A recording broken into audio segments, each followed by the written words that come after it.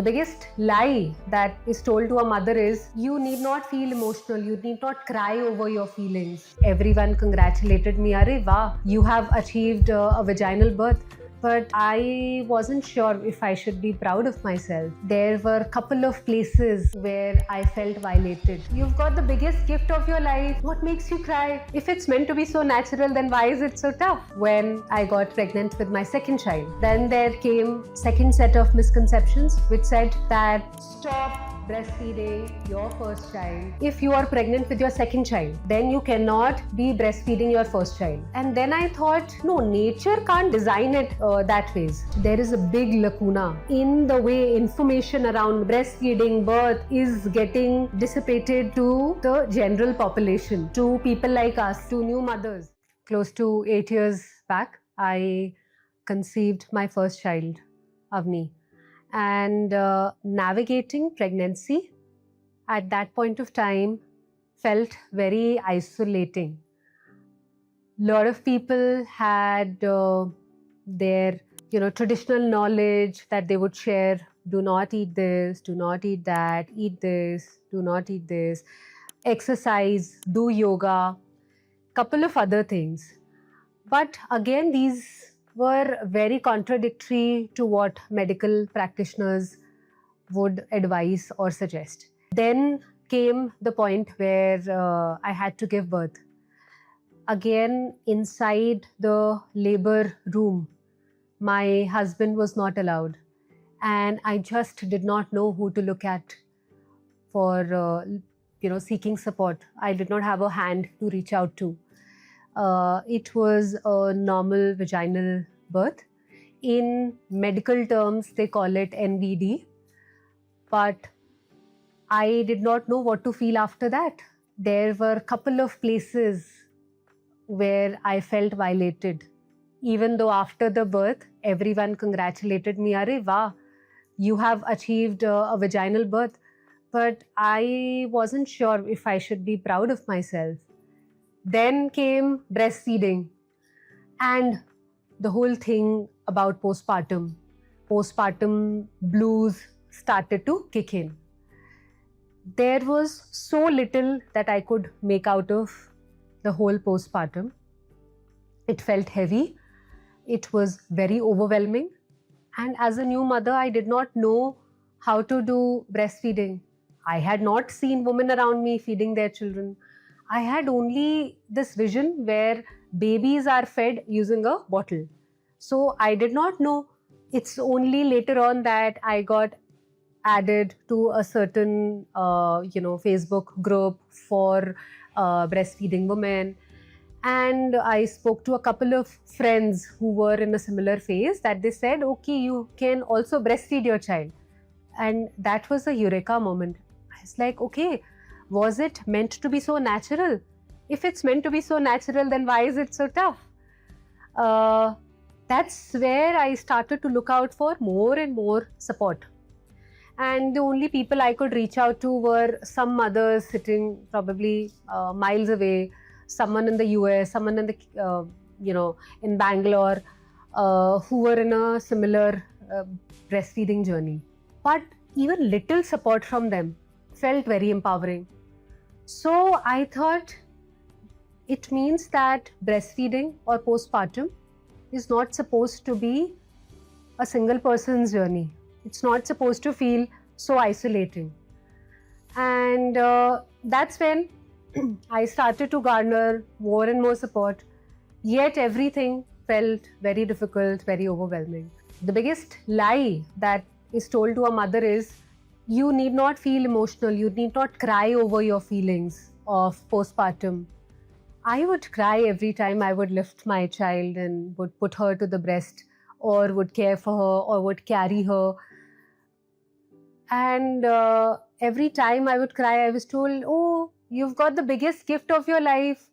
A child is supposed to be such a blessing. What makes you cry? I did not know why I'm crying. So only later on I figured out that it is a lot of this is also hormonal. There are so many hormonal shifts happening inside you that you tend to break down, and it is normal, it is natural. And while I was navigating through my first postpartum is when I got pregnant with my second child. Then there came second set of misconceptions which said that if you are pregnant with your second child, then you cannot be breastfeeding your first child. And then I thought, no, nature can't design it that ways. I was told by some of the best medical practitioners around me at that point of time that stop breastfeeding your first child, or else you are doing injustice to the child within you. But when I did my own research, there was nothing contradictory that I found. This is a norm. Generations and generations of women before me had done it. People breastfed 3-4 children while carrying the 5th child in their womb. So I realized it should not be so unnatural. But then the medical fraternity that I would keep going back to, they never supported this. And I found my own ways. I found the right medical knowledge, the right information. It took a lot of time. And also it took a lot of time for me to convince my immediate care providers, my immediate family, friends, why am I doing what I'm doing? But to me as a mother, it felt the most natural thing to do. And yes, so I did breastfeed my first child while I was carrying my second one. That's where on my journey to the second childbirth, I found a doula. Few classes with her and a couple of these were the childbirth education classes with her, made me feel so empowered. I felt like, wow, I'm on top of the world because I suddenly have support of a group of women. And she happened to tell me that there are a couple of doulas who support other women in the whole process of childbirth. And I felt, wow, that must be so empowering and so good to have that kind of a support. So at the time of my second child is when I had a doula along with me. And the whole journey, the whole experience felt very different. Even though I had a cesarean, now we call it abdominal birth.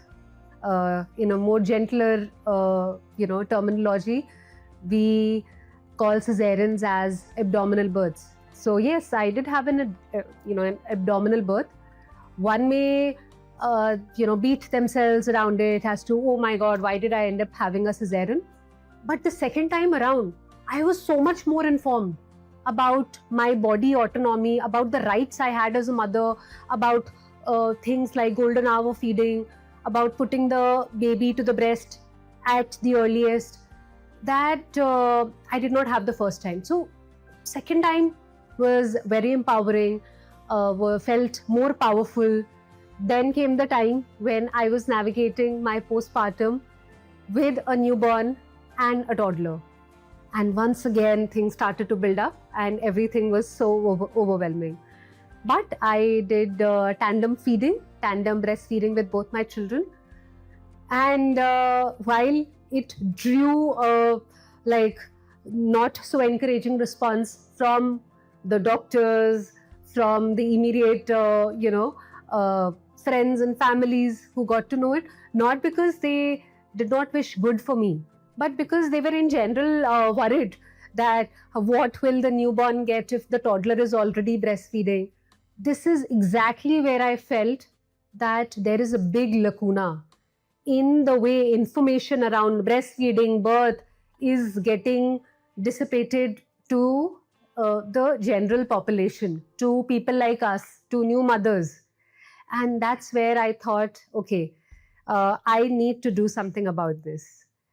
I started looking about it and I came across this course which could educate me and could make me a lactation professional. And that's where the journey of a lactation professional for me started.